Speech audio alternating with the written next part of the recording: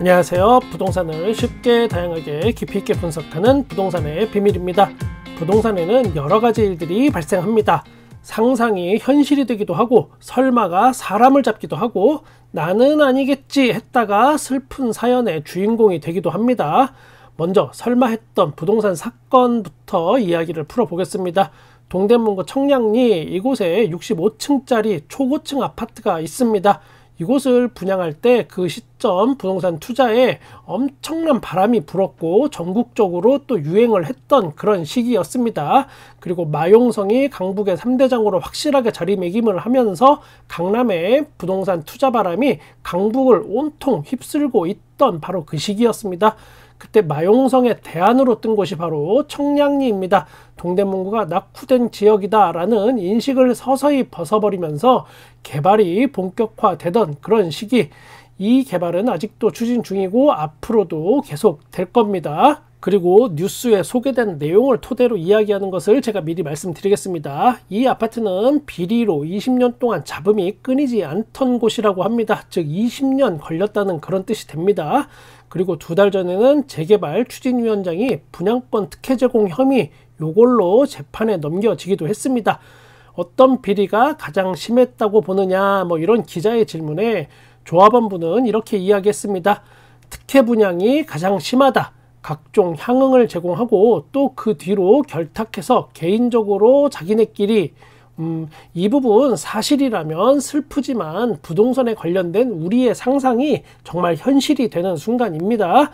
여기에 전현직 공무원까지 연루가 되었다라는 의혹이 제기된 겁니다. 내용을 보면 2017년 이곳이 본격적인 철거를 시작하게 되면서 관할구청에 있는 A씨는 어머니 명의로 일단 분양권을 받습니다.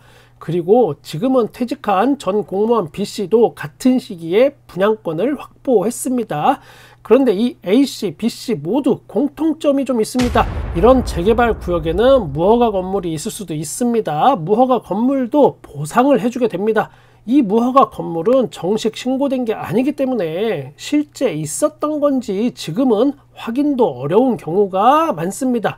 하필 이 A씨, B씨가 분양권을 취득하게 된 게 이 무허가 건물을 사들인 뒤에 이걸로 분양권을 받은 겁니다.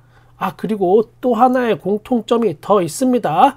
바로 A씨, B씨 모두 재개발 사업과 직간접적으로 연관된 일을 하는 그런 공무원이었다라는 겁니다. 공통점이 아주 공교롭게도 묘한 연결고리가 있어 보입니다. 그런데 또 하나 여기에 이상한 부분 공통점이 추가됩니다. 조합원이 인터뷰한 내용을 보면 원래 이 공무원은 오피스텔을 받기로 되어 있었습니다. 여기가 오피스텔과 아파트가 같이 있습니다. 그런데 어느 순간 공동주택으로 바뀌어 있었다고 합니다. 즉 오피스텔을 분양받았어야 되는데 어느 순간 이게 아파트 분양받는 걸로 바뀌어버렸다. 절차 위반이다라는 주장이고 분양 과정에서 특혜가 있었나 하는 의심이 한번 들게 되는 그런 정황이 됩니다. 그러면 이쯤에서 또 두 현직 공무원의 이야기도 들어볼 필요가 있겠습니다. 우리는 어느 한쪽 이야기만 듣고 판단하면 실수를 하게 되는 걸 잘 아는 사람들이니까요.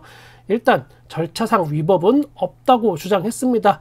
본인의 가족이 분양받은 건 맞지만 직접 개입하지 않았다라는 의견입니다. 그냥 무허가 건물을 샀는데 당시에 법이 바뀌게 되면서 분양권을 받게 된 거다라고 설명했습니다.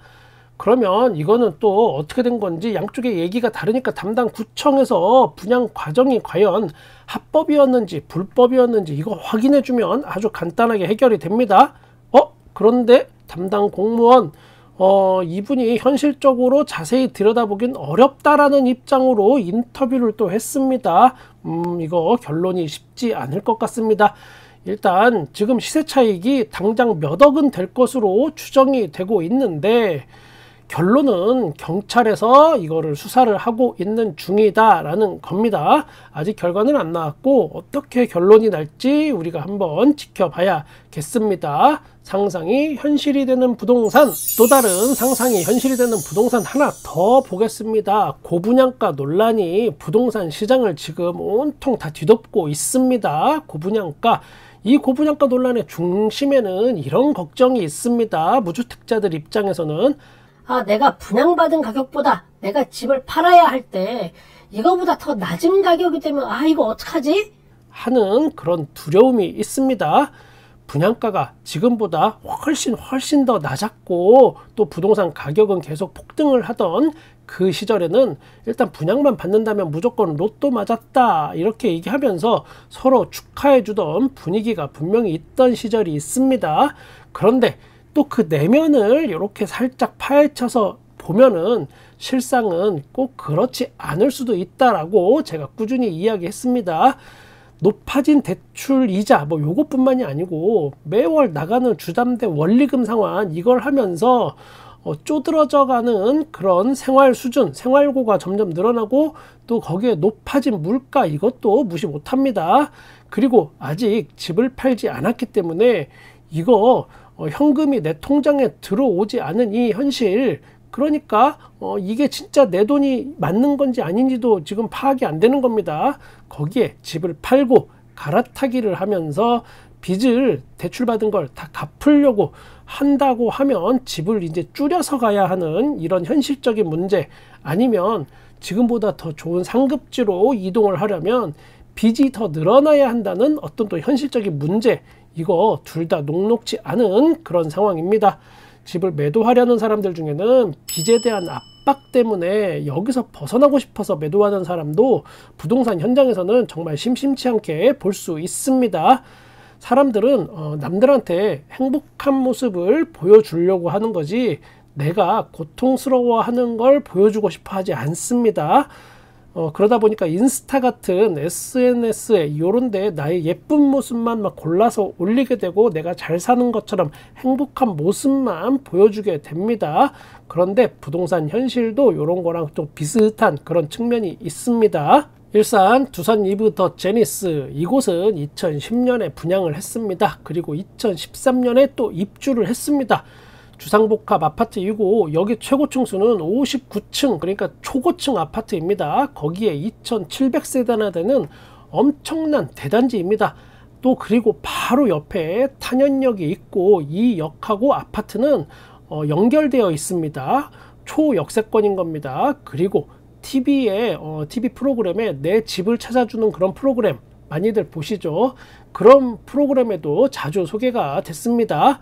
다시 압축해서 설명하면 수도권에 위치해 있고 거기에 역세권이고 2700세대라는 어떤 대단지입니다. 이 공식만 보게 되면 무조건 여기는 떡상을 해서 돈방석에 앉아야 하는 구조입니다. 맞죠? 2013년에 입주를 했으니 거기에다 또 여기 부동산 폭등기까지 여기 함께 보냈던 그 시절이니까 정말 시세 차익이 어마어마해야 할 것 같은 느낌이 확 듭니다. 결론부터 말씀드리겠습니다. 이 당시 전용면적 94제곱미터, 그러니까 39평 아파트 분양가는 6억 8천만 원이었습니다. 지금 현재 최근 아파트 실거래가는 31층이 5억 5천만 원에 거래가 됐습니다. 분양가보다 많은 가격이 하락을 한 겁니다. 그러면 이게 과연 특수한 경우인가? 이 아파트는 24평을 제외한 모든 평수가 분양가보다 실거래가가 지금 낮습니다. 분양받은 가격보다 낮은 가격에 거래가 되고 있는 거예요. 그런데 여기에는 또 이런 이야기가 있습니다. 고분양가 논란. 이 아파트는 분양할 당시에도 이미 고분양가 논란이 많았던 곳입니다. 2013년에 입주했고 2010년에 분양을 했던 그 시절에도 그랬습니다. 지금의 어떤 고분양가 사태가 지금 온통 아파트를 다 뒤집고 있는데 지금의 사태랑 또 오버랩이 되기도 합니다. 그러면 최근 5억 5천만 원에 팔린 아파트, 분양가보다 낮은 가격에 팔린 아파트, 이 아파트의 히스토리 잠깐 보겠습니다.